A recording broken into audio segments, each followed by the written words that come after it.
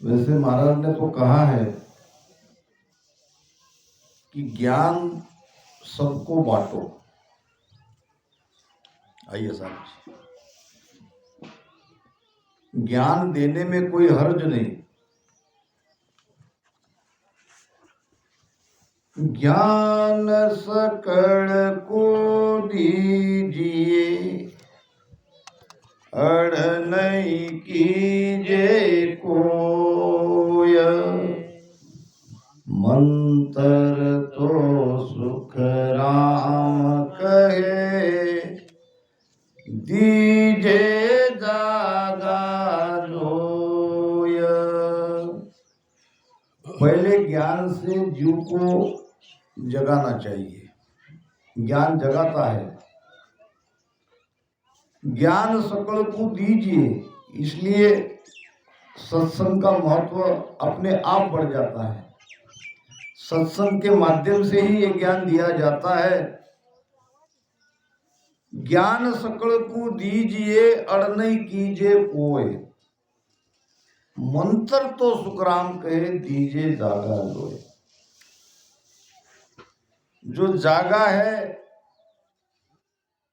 उसे ही भेद बताया जा सकता है। इसलिए पहले जगाने का काम करना पड़ेगा। जगाने, जागा हुआ किसे समझे?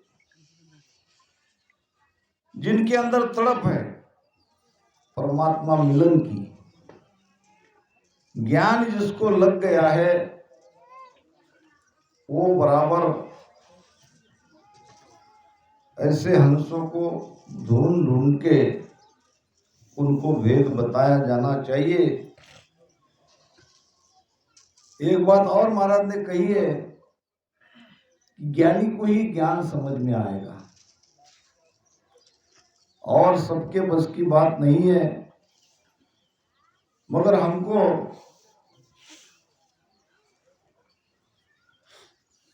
दृढ़ता पूर्वक महाराज के इस ज्ञान को हर जीव तक पहुंचाने का कार्य करना चाहिए।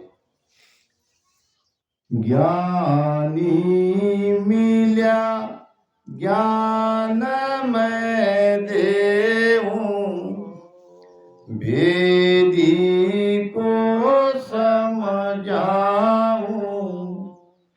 के सुख राम ज्ञानी आगे, हाथ जोड़ मैं जाऊं।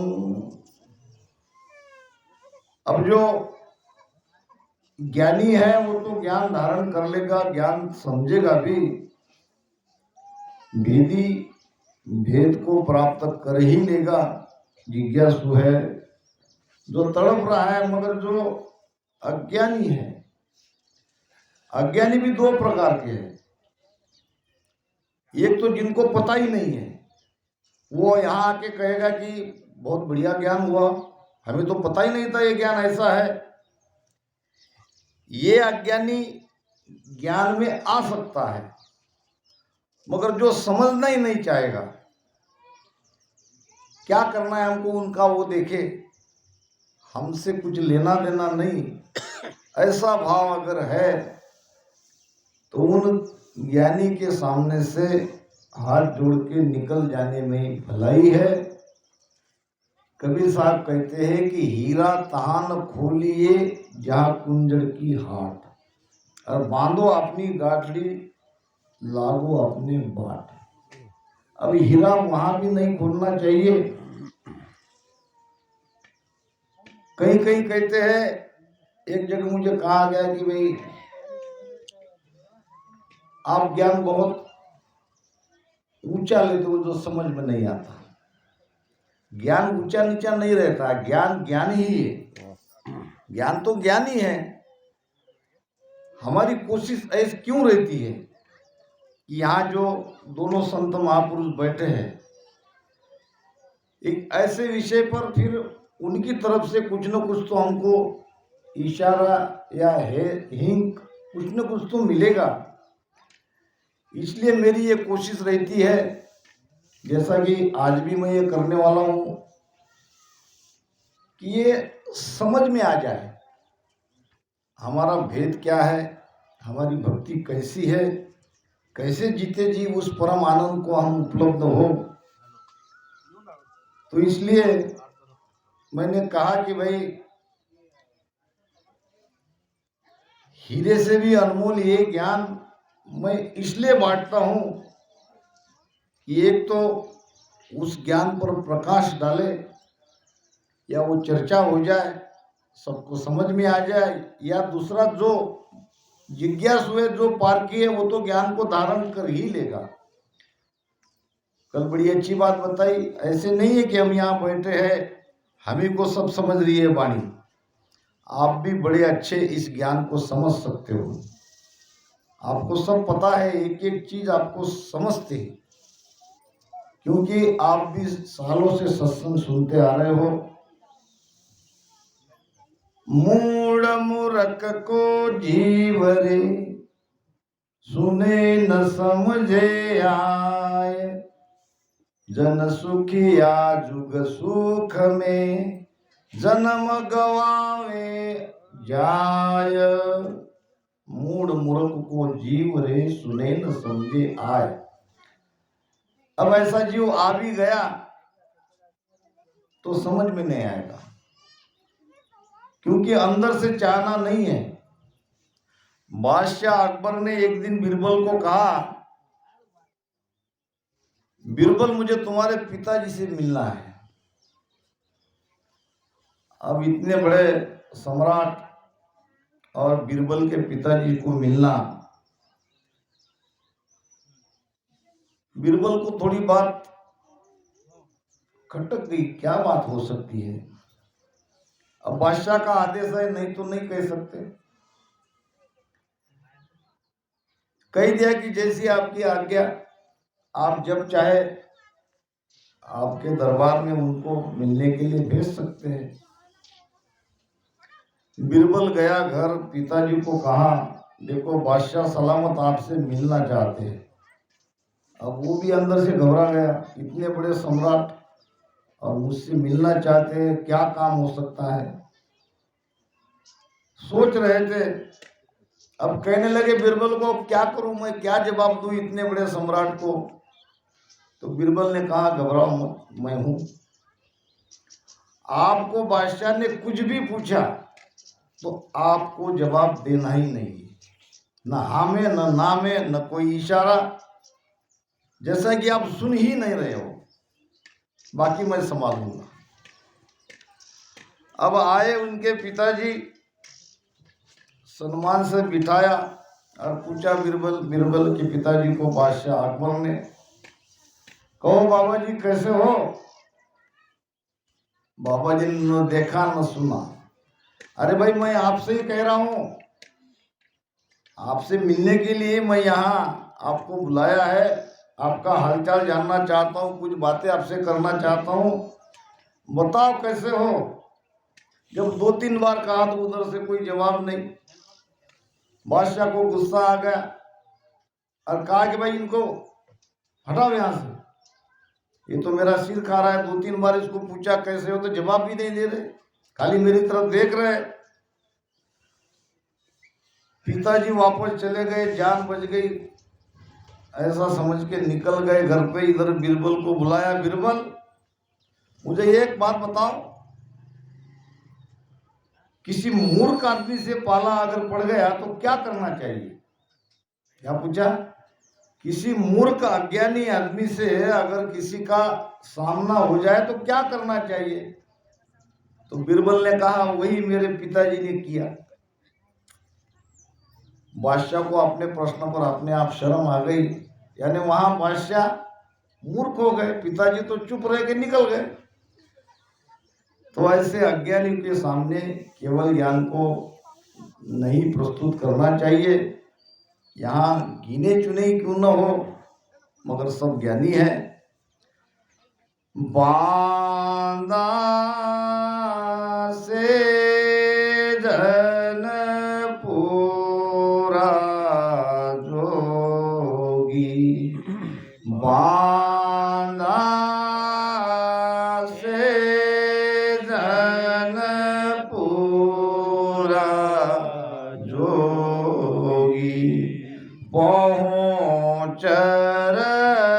कहे सो साचा जन है पहुँचर कहे सो साचा जन है सुणर कहे झूठा रोगी बांधा से जन पूरा जोगी बांधा से जन पूरा जोगी। पहले जोगी कौन है इसको समझना पड़ेगा। शब्द ऐसा आता है कि भाई ये कोई दूसरे के लिए कह रहे महाराज, कोई योग साधना करने वाले, कोई जोगी है, कोई योगी है, उनके बारे में कह रहे हैं या हमारे बारे में कह रहे हैं, क्योंकि हम भी जोगी है। जोगी शब्द आता है जोग से। जोग कहते हैं योग को। योग का अर्थ है जुड़ना। हमारी आत्मा परमात्मा से जब जुड़ जाती है तो उसको कहा गया है योगी। पूरे योगी वही है जो उस सस्वरूप आनंद पद में पहुंच गए। बांधा से जन पूरा जोगी। अब ये पूरे जोगी क्या करेंगे?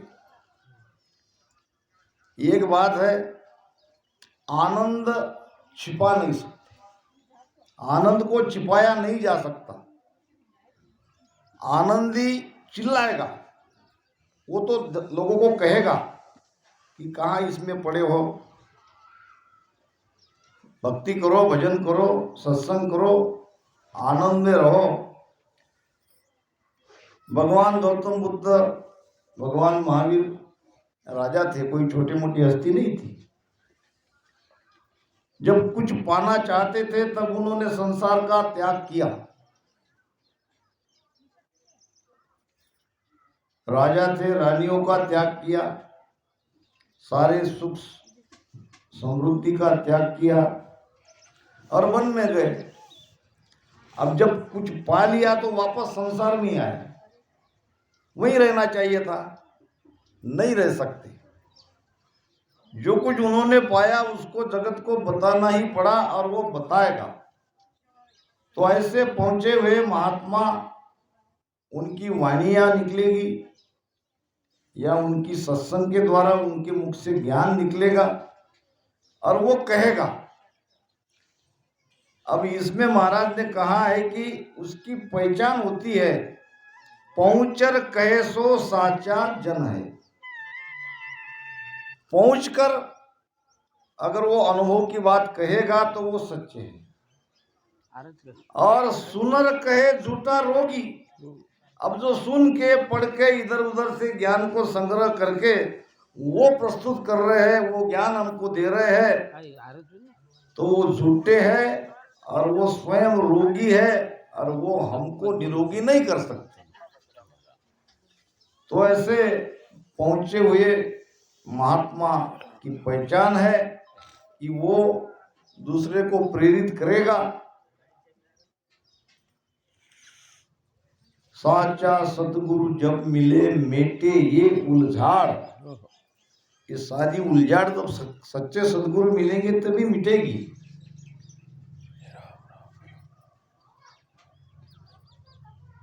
एक घाट पूरब को कहिए, एक पीछम को होई मेरे रामा, एक पीछम को होई। पूरब चढ़े सो कूणा सबद रे, पूरब चढ़े सो कूणा सबद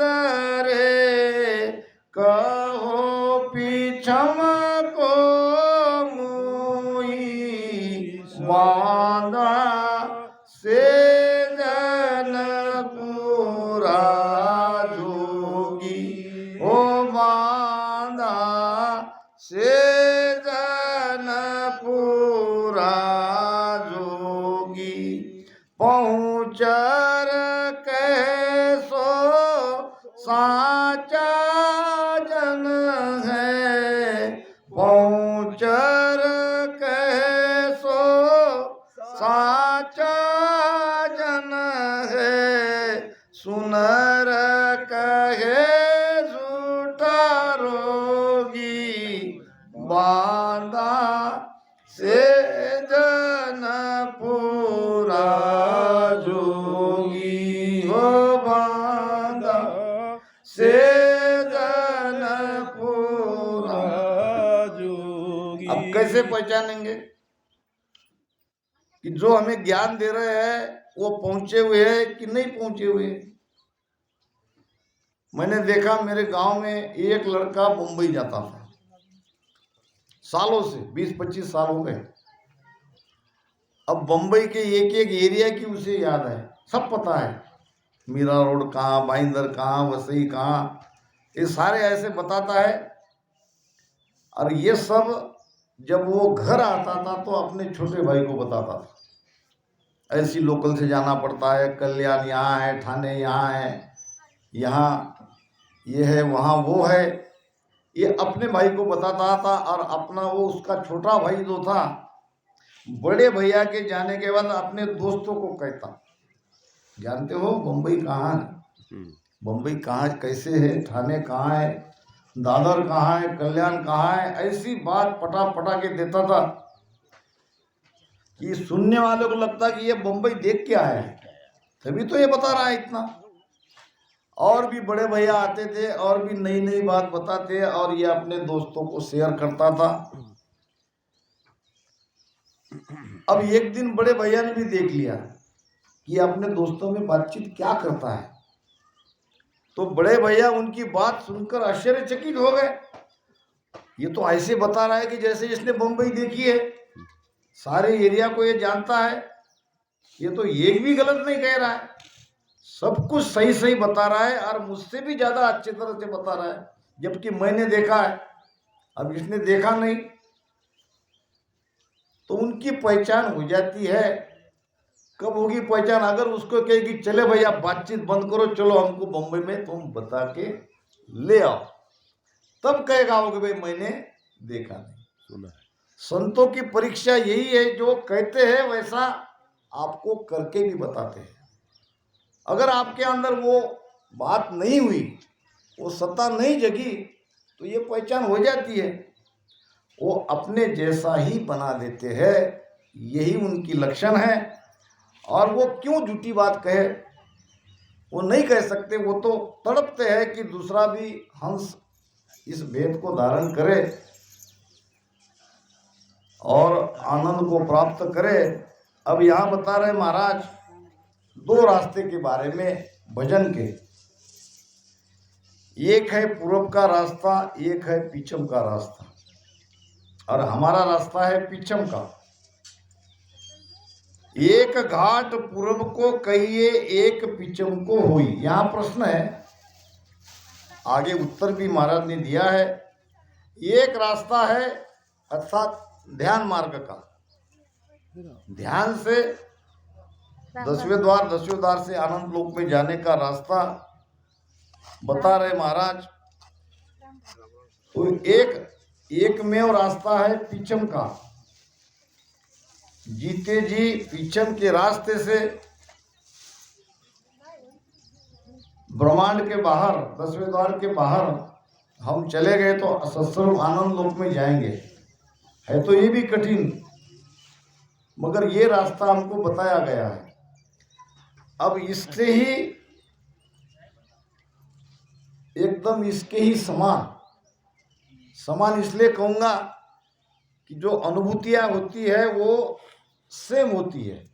पूर्व से भी चल रहे हो या पश्चिम से भी चल रहे हो, ध्वनियाँ वैसी ही होगी, ध्यान भी लगेगा, विरह भी आएगी, समाधि भी लगेगी, सब कुछ वैसे की वैसा ही होगा। मगर ठीक वो हमारे विपरीत रास्ता है, उसको कहा है पूरब का रास्ता। इसलिए ये यहाँ गहराई से डिटेल में समझाना पड़ रहा है कि हम और आप सभी कोई भ्रम में न रहे कि हम सासों सास में राम राम कर रहे हैं तो हम पूरब से नहीं जाएंगे। हम भी पूरब से जा सकते हैं अगर हमने इस भेद को समझा नहीं, क्योंकि हमारे अंदर ये सांस और उसास है। सांस आती है और अपने आप जाती है, और इसी सांस उसास में राम राम रटन करते करते हमको भीतर के ये कमलों को छेदन करना पड़ता है। तो हम केवल सूरत के आधार से इस कमलों को छेदन करना चाहते हैं। सूरत के आधार से जा सकते हैं मगर उसमें काफी समय लगेगा। तो आपको सांस उसास से यहाँ नाभि में या पेट में जब ये ऊर्जा का स्रोत बढ़ेगा या सासा नाभि में अमौ होगी तो आपका पिचम का रास्ता खुल भी जाएगा और उस रास्ते से आप ऊपर धीरे धीरे चढ़ते भी जाओगे। तो ये है पिचम का रास्ता। यानी यहाँ से हम जो सांस उसास में जो हमारे अंदर जो ऊर्जा अपने आप तैयार होती है, ये ऊर्जा जा कहाँ रही है? दोनों स्थिति में जा रही है ऊपर, मगर सीधी जा रही है कि पीछम से रास्ते ऊपर जा रही है। इसके लिए महाराज बता रहे हैं कि ये एक रास्ता है पूर्व का, जो उसमें अष्टांग योग भी आ गया,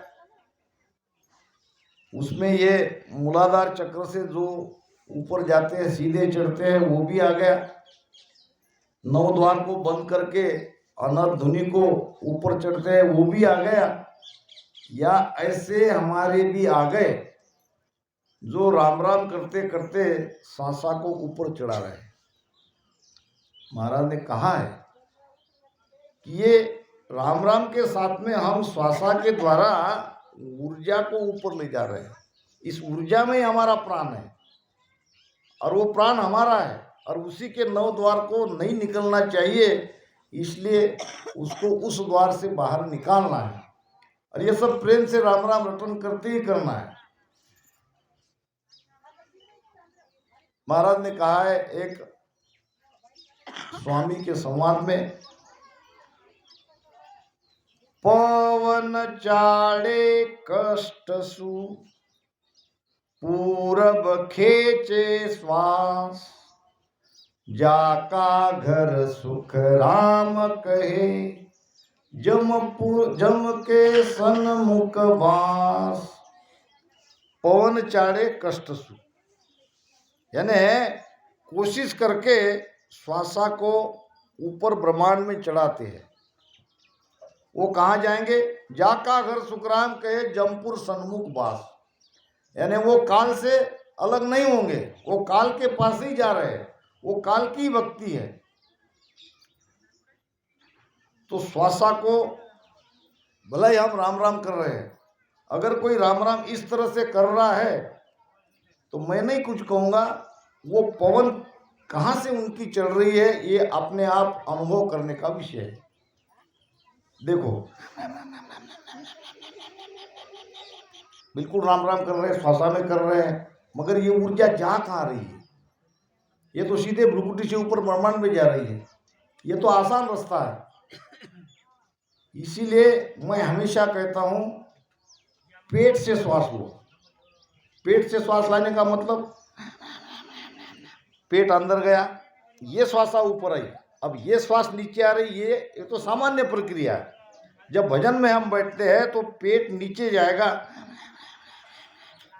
छाती में उसको रोको, ऊपर मत चढ़ो, और उसी प्रकार नीचे पेट को पूरा भरने दो।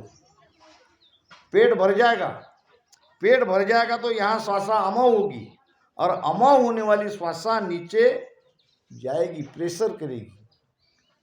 मुझे पूछा था हरिनाम ने, ये हो नहीं रहा है। एक तो उसके लिए समय भी देना पड़ता है, होता जरूर है। तो ये दोनों भेद है और ये पूरब का है। इसमें मैंने इसलिए ज़्यादा डिटेल में कहा कि अगर हमारे साथ ऐसा हो रहा है तो इसके बारे में सोचना चाहिए अधिकारी संतों को इसके बारे में पूछना चाहिए, क्योंकि ये मौका बार बार नहीं आता है। सत्संग इसी के लिए है, बाकी तो और सब तो महाराज ने लिखा ही है, मगर इसमें भी जो अनुभव में आती है या जिसकी जरूरी है वो ज्ञान आपके सामने प्रस्तुत करना एक हमारा कर्तव्य बनता है। तो महाराज यह प्रश्न कर रहे हैं, एक घाट पूरब को कहिए एक पिचम को होई, और पूरब चढ़े सो कूण शबद रे कहो पिचम को मोई। अब शब्द की बात पूछ रहे हैं, घाट के बारे में बता दिया, अब पूरब से चढ़ता है वो शब्द कौन सा है? शब्द तो वो भी है, और पीछम से जो चढ़ते हैं वो शब्द कौन सा है? शब्द के बारे में पूछ रहा है। शब्द भी कई है। महाराज ने कहा एक हरदस में, अवगत न्यारो अवगत न्यारो अवगत न्यारो अवगत न्यारो तागत बिरला जाने रे तागत बिरला जाने रे माया रूप शब्द आघट में माया रूप शब्द आघट में ताको बहुत बखाने लो ताको बहुत बखाने रे लो। अवगत न्यारो तागत बिरला जाने दे लो। क्यों बिरला जाने दे? अवगत के तरफ ले जाने वाला शब्द जब तक नहीं जगेगा तब तक वहां नहीं जाएंगे। अब भक्ति तो सब उस अविगत परमात्मा की कर रहे हैं, मगर बीज नहीं है। बीज कौन सा है? माया रूप शब्द आ घट में। जिस शब्द से घट का संबंध है, जिस शब्द से माया और ब्रह्म का संबंध है, उसी शब्द की बखान हो रही है, उसी शब्द का महिमा अगर हो रही है तो उस अविगत परमात्मा को नहीं पाएंगे। तो उसके लिए चाहिए शब्द बांधा ओ अर्थ या को होई, नाम न्यारो भेद न्यारो सदगुरु न्यारो जोई। तो उसका भेद भी अलग है, उसका नाम भी अलग है, तो वो सदगुरु ही अलग है। वो सदगुरु जब तक नहीं मिलेंगे वो भेद नहीं मिलेगा, वो भेद नहीं मिलेगा तो वो नाम नहीं जगेगा। तो महाराज पूछ रहे हैं यहाँ, तो कौन सा शब्द है जो पूरब के रास्ते से ब्रह्मांड में भी जा सकता है? पूरब चढ़े सो कूण शब्द रे कहो पिचम को मोई। पूरब घाट चढ़े सो अंचर, पूरब घाट चढ़े सो अंचर, कहो कहाँ सो आवे पिछम घाट चढ़े जो ऊंचो, पिछम घाट चढ़े जो ऊंचो, कहो कहाँ सुलावे बांधा से जनपुरा जोगी, बांधा से जनपुरा जोगी। महाराज ने यहाँ शब्द का निर्णय किया है कि पूरब घाट में कौन सा शब्द चढ़ता है, तो उसको कहा है अक्षर। क्षर, अक्षर और ने अक्षर, ये गीता भी कही थी, गीता में बात आएगी। कबीर साहब की वाणी में भी ने अक्षर की बात आएगी। अब अक्षर तो है माया। कबीर साहब का नियंचर का इतना बड़ा ग्रंथ है, साहब ने बता दिया, नियंचर का कबीर साहब का इतना बड़ा ग्रंथ है। तो अब अक्षर से तो कोई संबंध नहीं, यहाँ तो बात हो रही है अक्षर और नियक्षर की। ब्रह्म तक ले जाने वाला शब्द और ब्रह्म से बाहर निकालने वाला शब्द, ब्रह्म तक ले जाने वाला है अक्षर। और अक्षर कहाँ से आता है ये पूछ रहे महाराज। पूरब घाट चढ़े सो अक्षर कहो कहाँ सु आवे, वो आता कहाँ से है? जब उससे मोक्ष नहीं होता तो क्या कारण है, वो कहाँ से आता है, ये सवाल महाराज का यहाँ है। और पिछम घाट सो चढ़े जो ऊंचो कहो कहाँ सु लावे। पिछम के रास्ते से ऊपर ले जाने वाला नाद अनाद लांग सता के 10वें द्वार में जाई, और 10वें द्वार भी खोल के आपको सस्वरूप आनंद पद में ले जाने वाला ये जो नियंचर है, ये कहाँ से आता है, ये महाराज यहाँ पूछ रहे हैं। पूरब दिशा चढ़े सो ऊंचो किसो नाव कहो भाई, पीछम दिशा पहाड़ चढ़ जावे, पीछम दिशा पहाड़ चढ़ जावे, किसी रीत कर माई बांधा से जन पूरा जोगी, बांधा से जन पूरा जोगी।